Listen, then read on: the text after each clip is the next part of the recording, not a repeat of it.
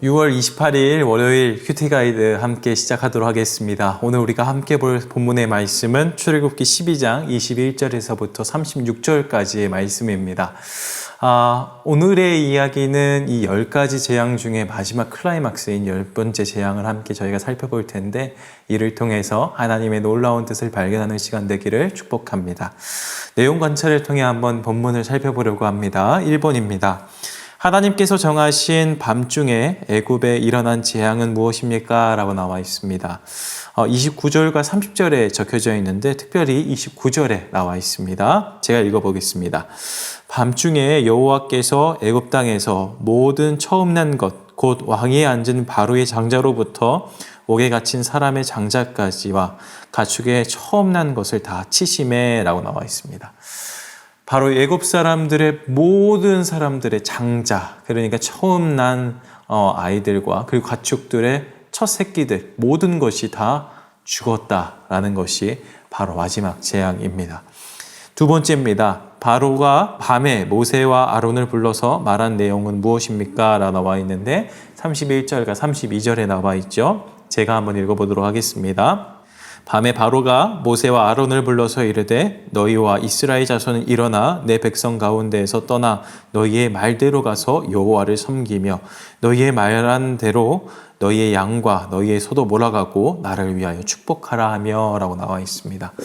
바로는 지금 모세와 그리고 아론 그리고 이스라엘 자손의 모든 가축들까지 포함한 많은 것들을 어서 빨리 데리고 애굽에 나가라 이야기하고 있습니다. 우리 성경에서는 번역되진 않았지만 이 공동 번역 성경에 보시면 어서라는 말이 포함되어 있습니다. 원어 성경만 봐더라도 이 바로가 얼만큼 급하고 얼만큼 좀 마음이 격했는지에 대해서 조금은 알 수 있는데요. 바로가 많이 급했던 것을 오늘 본문을 통해서 알 수 있습니다. 그 중에서도 또 마지막에 좀 특이한 말이 바로 나를 위하여 축복하라 라는 말인데요. 이거는 이후에 한번 살펴보도록 하겠습니다. 3번입니다. 이스라엘 자손이 떠날 때에 애굽 사람들에게 구한 물품은 무엇입니까? 35절과 36절에 등장하는데요. 35절에 보면 바로 애굽 사람에게 은금 패물과 의복을 구했다라고 나와 있습니다. 말 그대로 은과 금을 달라고 했고 또한 의복까지 이야기하고 있죠. 출애굽기 11장 2절에서부터 3절에 보시면 이 이야기가 이미 하나님께서 예언하신 이야기입니다. 그 예언에 따라서 하나님의 말씀이 이루어졌음을 알 수 있습니다.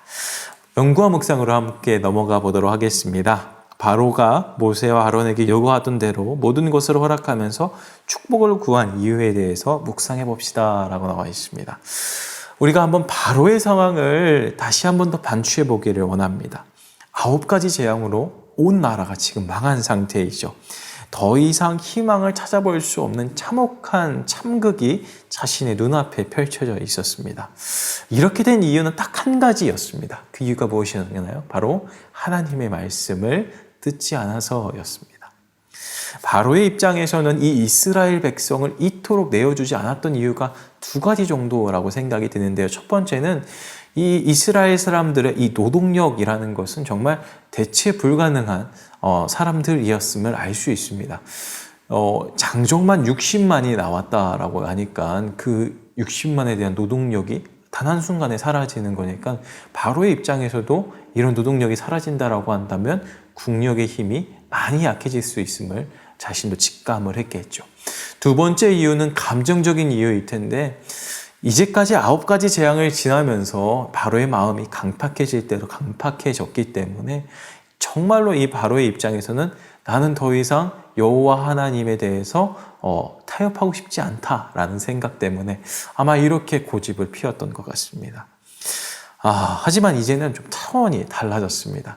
이전까지의 재앙은 사람에게 직접적인 피해는 주었긴 하지만 이 목숨에 대해서 피해는 주지는 않았을 겁니다.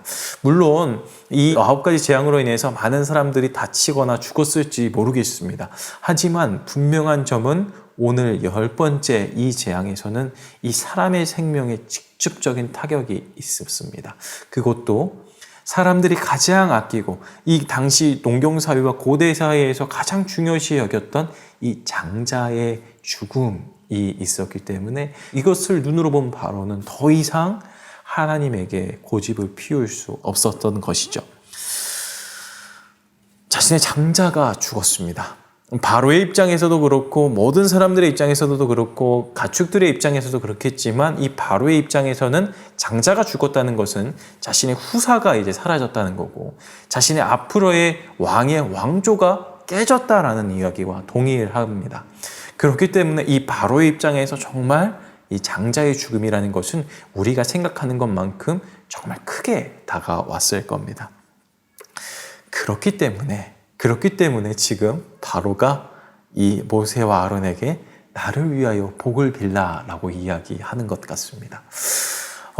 여기서 복이라는 것은 그저 우리가 생각해 봤을 때는 앞으로의 나라의 미래와 그리고 바로 자신의 앞으로의 이제 미래라든지 이런 것들에 대한 복을 뜻할 겁니다.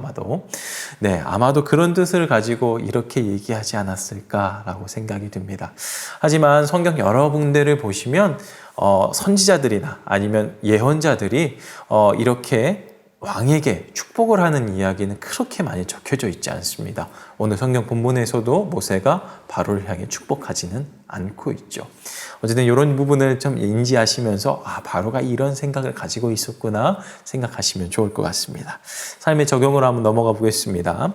신앙인의 경건이 믿지 않는 자들에게 능력이 된다는 것을 믿는다면 하나님을 믿지 않는 자들에게 경건의 능력을 알리는 방법을 생각해 봅시다 라고 한번 그렇게 나와 있는데요.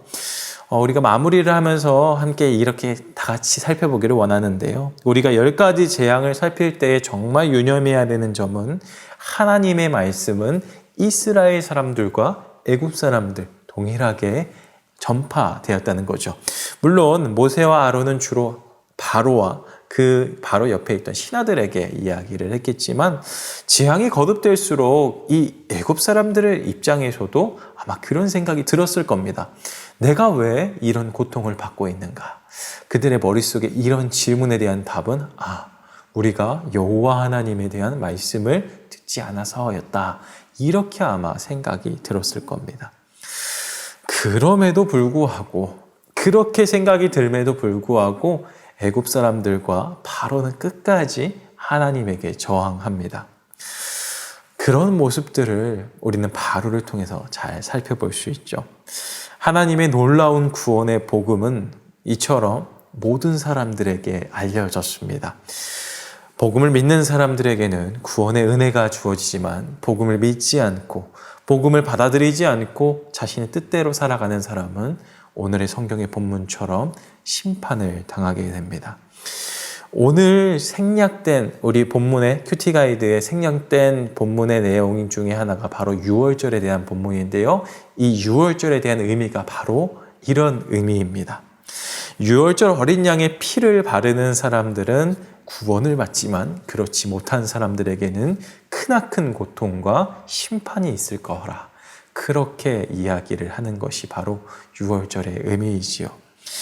주의 말씀을 믿는 자들에게는 구원이 있지만 그렇지 않은 사람들에게는 큰 부르짖음과 슬픔이 있다. 창조주를 거스린 죄는 이토록 무겁다라는 것들을 오늘 성경 본문이 우리에게 알려주고 있는 것 같습니다.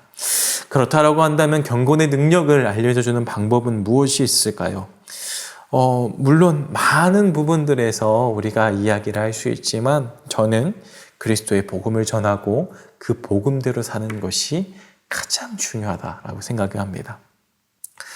우리 시대가 복음의 메시지가 부족한 시대는 아닙니다. 오히려 차고 넘치고 오늘도 하루에도 정말 많은 사람들이 하나님의 복음을 전하고 있지요. 그럼에도 불구하고 사람들이 믿지 않는 이유는 제가 생각했을 때는 우리가 그런 모습을 보여주고 있지 않기 때문이라 생각이 듭니다. 만약 출애굽 시대 때에 이스라엘 백성이 하나님의 말씀을 듣지 않아서 애굽 사람들과 똑같이 재앙을 받았다라고 한다면 애굽 사람들은 그리고 바로는 절대로 이스라엘 백성을 내어주지 않았을 겁니다. 복음은 능력입니다. 그 능력은 말에만 있지 않고 우리의 말과 행동에 있습니다. 복음대로 산다라고 한다면 사람들이 우리들한테 와서 물을 겁니다. 너는 무엇을 믿고 그렇게 사느냐? 네 뒤에 도대체 무엇이 있길래 그렇게 앞뒤 가리지 않고 살아가느냐라고 물어볼 것입니다. 그때에 우리가 자신 있게 우리는 살아계신 하나님의 말씀을 믿음으로 살아간다. 그렇게 이야기하는 우리 성도들이 되기를 축복합니다. 우리 사랑하는 맑은샘 광주교회 성도들이 하나님의 능력을 통하여서 그 말씀대로 살아감을 보여줌으로써 하나님의 놀라운 능력을 사람들에게 알려주는 귀한 통로가 되는 맑은샘 광천교회 성도들이 되기를 주님의 이름으로 축복합니다.